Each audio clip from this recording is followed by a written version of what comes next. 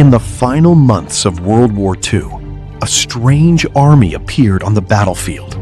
It had tanks, camps, and radio traffic, but much of it was fake. This was the Ghost Army, a secret American unit that used deception to fool Nazi forces and protect real soldiers heading into battle. The Ghost Army was officially known as the 23rd Headquarters Special Troops. It was a small and highly unusual unit made up of artists, engineers, radio experts, and sound specialists. Instead of fighting with brute force, they fought with illusion, performance, and carefully planned deception.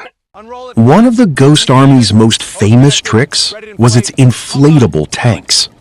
These rubber decoys could be packed, carried, and inflated quickly, then arranged to look like a real armored battalion. From enemy observation points or aircraft, the illusion could be convincing enough to trigger a dangerous miscalculation.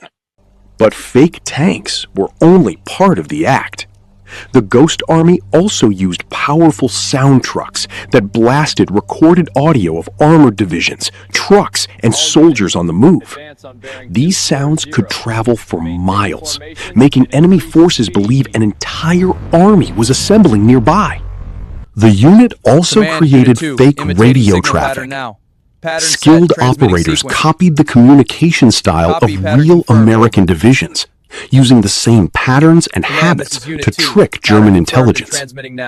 To the enemy listening in, it sounded like major forces were exactly where the Ghost Army wanted them to be. The Ghost Army didn't just use machines and radios. Its soldiers also performed. They wore fake insignia, staged troop activity, and spread misleading impressions wherever they went. In many ways, they were actors in uniform, turning the battlefield into a deadly stage where confusion could save lives.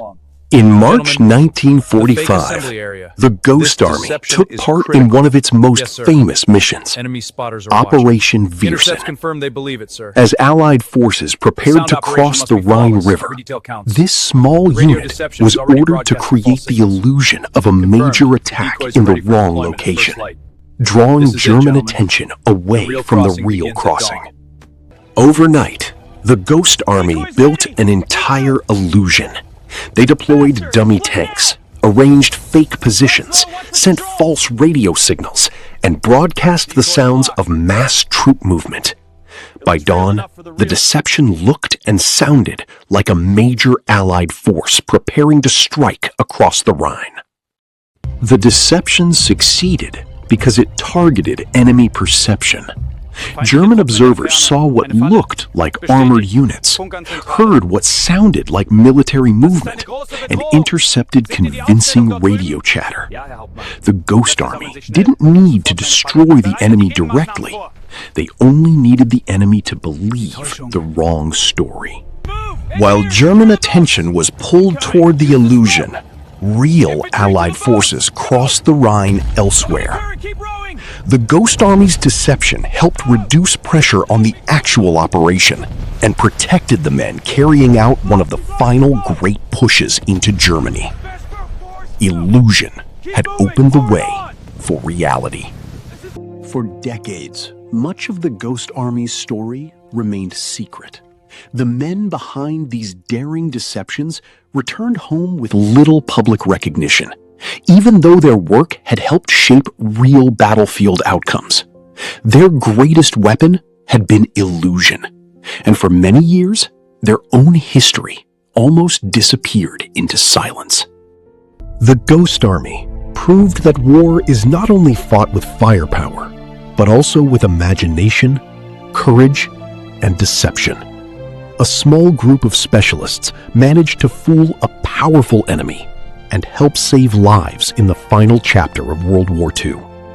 They were the soldiers who won battles by making the enemy see ghosts.